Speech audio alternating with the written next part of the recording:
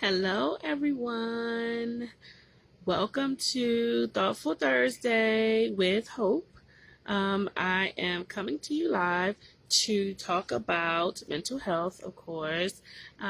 May is Mental Health Awareness Month, so I want to come through sometimes during the month of May just to kind of talk about mental health, some of the signs and symptoms of different disorders, or just answer questions that people may have when it comes to mental health. I want to start off with a discussion on just mental health in general, why we don't seek support. Why is it that people don't get mental health support? And how important it is to actually seek the proper support as opposed to kind of just getting advice from people we know, people who may have experienced what I've experienced, but don't know how to get me out of this slump. So I just want to first start off with just discussing the stigma of mental health and how we need to erase that, and that we need to be okay with going to see someone to get some support, going to see a professional and getting some support. And what does that mean?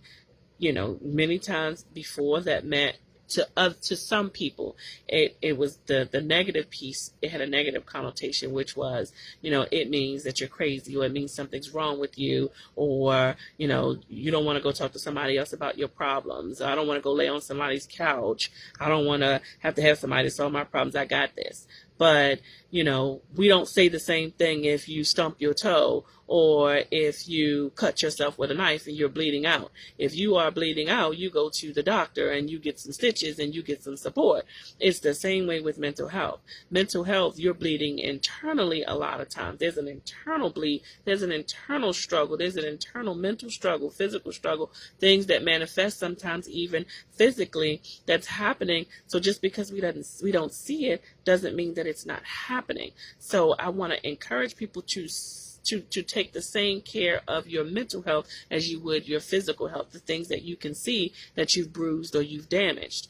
Trauma can lay dormant in our bodies for so long and in our minds. And many people who struggle with issues with trauma or struggle with issues that many people don't know that they're dealing with, they know. If you're dealing with depression, you know what it feels like to bleed inside and feel like nobody understands where you're coming from, but you don't want to seek support because you don't want people to judge you or people to think of you negatively. So my goal is to encourage people to seek support. Like, we're here. People are here right now more than ever because we're dealing with a rough time. We're dealing with times where so many things are unpredictable, and living in unpredictable situations can be a struggle. So seek support. You can use your insurance. You can get it for free. There are so many ways that you can do it right now. Most people are doing it through telehealth, so it's easy to access since we're a lot of people are home anyway. Because to have to isolate for some is hard. To have to distance from people and not see your family is hard. It also could be very triggering, which would mean it can bring up old feelings. To sit in quiet and sit and not be able to talk to people. It'll bring up some old stuff that you just couldn't imagine. So people are dealing with stuff, different kinds of things, and again, they manifest differently. So all disorders are different. They don't all look the same. They don't all have the same causes. But I think that I'll give you an example of what I tell a lot of my clients on what it feels like sometimes to come to therapy. That feeling that you have when you feel nauseous and you're just sick and you just want to, you're like, oh, I got to vomit. And you just want it to come up. Like, because at the end of the day, once it comes up, like, to do it sucks. To vomit sucks.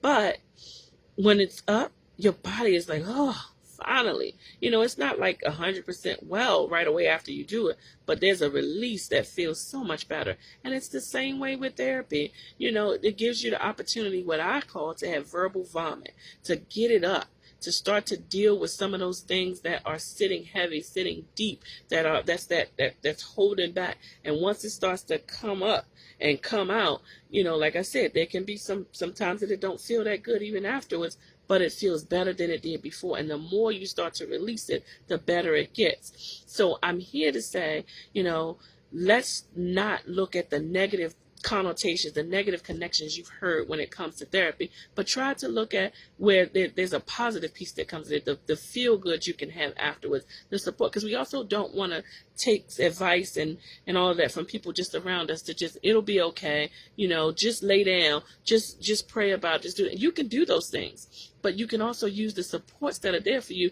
to start to release and start to heal. So, during this pandemic, we know that there's a lot of stuff that's coming up for people that they didn't feel was there before. They didn't know was happening before. So this is an opportunity to start to get mentally well. We want to move from mental illness to mental wellness. We don't want you to struggle by yourself. We don't want you to feel like you're alone. We want to encourage you to seek the support of the professionals that are out here, and check in with your primary care doctor, because it may need a medication. It may not need a medication. It just may mean you got to work on how to do those, how to learn coping skills, how to get in the best place for you to, do you know how to journal? Do you know what it means to journal? Do you know how that'll make you feel? Like, what coping skills you've tried? And we can, I'm here to also offer different coping skills. That doesn't mean it's going to work. Everything is going to work for you, because again, different people require different things.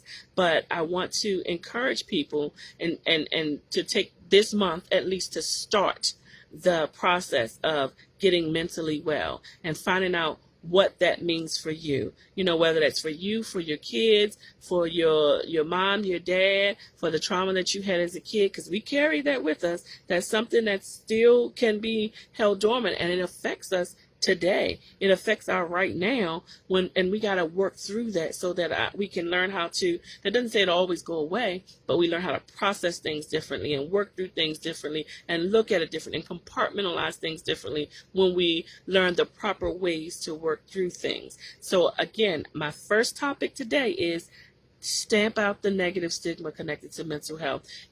Mental health is not bad. It is very helpful for you. There's people who won't talk, because I've already talked to my cousin about it. I've already talked to my mom about it. Nobody wants to hear what I have to say. Well, we're here. We want to hear what you have to say. We want to help you process. We want to help you do some work to get to a better place, to a more healed place. So if you happen to know a family member who might be struggling, who might be going through, the family member, friend, whomever, you can even reach out and say, hey, what do I need to do to help a person? How do I understand if, this is anxiety, if this is depression, if this is a mood disorder? What does a mood disorder look like? What do these things look like, so that I can help a person get to where they need to be? So look out for me on Thursdays during the month of May to check in, leave questions and answers, and I'll leave answers that you may have, and we'll have different topics at different times. Thank you for listening.